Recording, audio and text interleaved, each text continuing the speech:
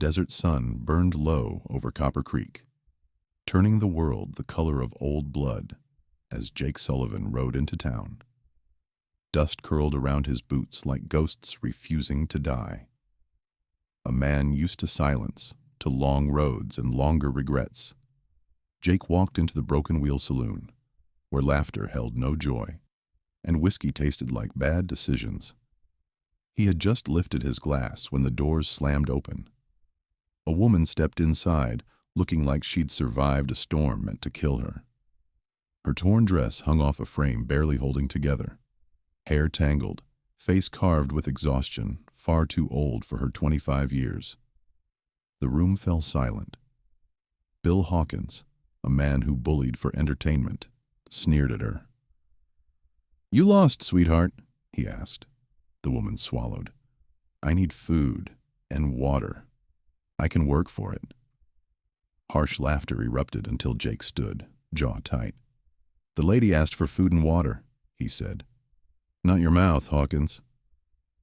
Tension snapped through the saloon. Hawkins reached for his gun. Jake didn't even blink. "Go on," Jake dared. "Draw." Hawkins backed down, and Jake guided the woman out. She swayed, collapsing into his arms. "When's the last time you ate?" he asked. 3 days. Maybe 4. He took her to Ma Foster's boarding house. She stared at him, dazed by kindness. "Why?" she whispered. Jake answered softly, "Because someone should have done it for me once, and didn't." Jake steadied Clara as she stumbled in the fading sunlight, her weakened body nearly folding with each step. He cursed under his breath as she admitted she hadn't eaten in days. Inside Ma Foster's warm doorway, Clara paused before stepping into the light as if she feared it wouldn't hold her. Jake watched her disappear into safety, feeling something inside him twist in ways he hadn't felt in years. This wasn't just a woman who'd traveled too far or starved too long. This was someone running from a shadow darker than hunger. And by helping her, Jake felt the desert itself shifting beneath his feet. Something told him he had just stepped into trouble he didn't yet understand. But for reasons he refused to examine, he didn't regret it, not even a little. Night settled sharp and cold over Copper Creek as Jake lay awake at his campfire, unable to shake the memory of Clara's trembling hands or the bruises hidden beneath her torn dress. Soft footsteps approached, and Jake reached for his gun until Clara stepped into the firelight, wrapped in fear and desperation. "I couldn't stay," she whispered. "I need to explain." She sat, and Jake's chest tightened when he saw the bruises on her arms. Clara told him everything. Her kind husband Herbert, dead of fever. Samuel Morrison, Herbert's brother, stealing from the business and pinning the debts on Herbert. The sheriff and judge, who ignored her pleas because they played poker with Samuel. The asylum they planned to throw her into to silence her forever. She ran, lost everything, walked miles, starved, was robbed. And now she was nothing but a hunted woman with a truth worth killing for. Jake placed his hand over hers, his voice low and steady. "You're someone who survived." She warned him she brought danger. Jake answered gently, "You bring a chance to do something right. That's enough." And then they heard the hooves. The sound of distant riders broke the quiet desert night. Jake stood fast, ordering Clara to hide behind the rocks. 3 shadows emerged under the moon, Hawkins and 2 hired guns. "Sheriff's looking for a woman," Hawkins called. "Says she fits the one you helped."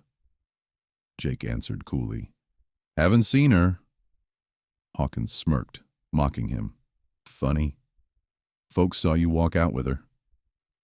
Jake raised his rifle an inch, the desert wind tightening around them. Hawkins revealed there was money in capturing Clara, money he planned to take. Jake stepped forward. "Get off my land." Hawkins sneered. "This ain't your land." Jake's voice dropped to steel. It is tonight. A long silence followed, before Hawkins retreated into the darkness. Clara emerged, trembling, whispering, "He's working with Samuel." "I know it." Jake nodded. "We move before dawn." Dawn broke cold and pale as Jake and Clara rode out of Copper Creek, her arms wrapped weakly around him as the wind cut across the open desert. Clara trembled from cold and fear, but didn't complain once. Jake admired her resilience more with every mile. They pushed hard through the morning, until reaching an aging trapper's cabin. Leaning against the foot of a rocky hill, Jake helped Clara inside the dusty shelter, guiding her toward the fireplace. Her hands shook violently as she pulled his coat tighter around her. "Running doesn't leave much room for comfort," she whispered. Jake lit a fire, warmth creeping slowly through the cabin. But just as her breathing steadied, distant hoofbeats echoed through the canyon. Jake peeked through a crack in the boards. 6 riders, led by Hawkins. "They found us," he said. "Stay low." Jake stepped outside, rifle ready, blocking the cabin doorway. Hawkins sat tall in his saddle, a vicious grin twisting his face. "You should have stayed in camp," he called. "Now you've got a price on your head, too." A rider with a crooked tin badge stepped forward. "She's wanted in Kansas, dead or alive." Before Jake could stop her, Clara stumbled into the doorway, voice trembling with fury. "That's a lie!" A shot rang out. Clara cried out and fell into Jake's arms as blood soaked her sleeve. Her arm hit, not her chest. Relief hit him like a blow. Then chaos erupted. Gunfire cracked across the canyon as Jake took cover and fired with deadly precision. 2 riders fell, another dove behind a rock. Jake was outnumbered, until a familiar voice shouted his name. Tom Garrett and 2 riders stormed in, rifles blazing. Hawkins cursed and fled. Jake knelt beside Clara, brushing her hair from her face. "You scared the hell out of me," he whispered. She managed a weak smile. "You didn't think I'd let you face them alone, did you?" At sunrise, Jake, Clara, and Tom rode toward a federal marshal. Tom trusted, a man Samuel Morrison couldn't buy. The marshal reviewed Clara's case, traced the money, and questioned Samuel. Everything unraveled quickly. Samuel was arrested, the corruption exposed, the false accusations overturned. Clara was legally declared innocent. Months of terror finally melted away. Yet, as the dust settled, something new began forming quietly between Jake and Clara. Something neither of them dared name until the danger was gone. In a quiet valley touched by the first golden light of dawn, Jake took Clara's hands. She was bruised, exhausted, but alive and finally free.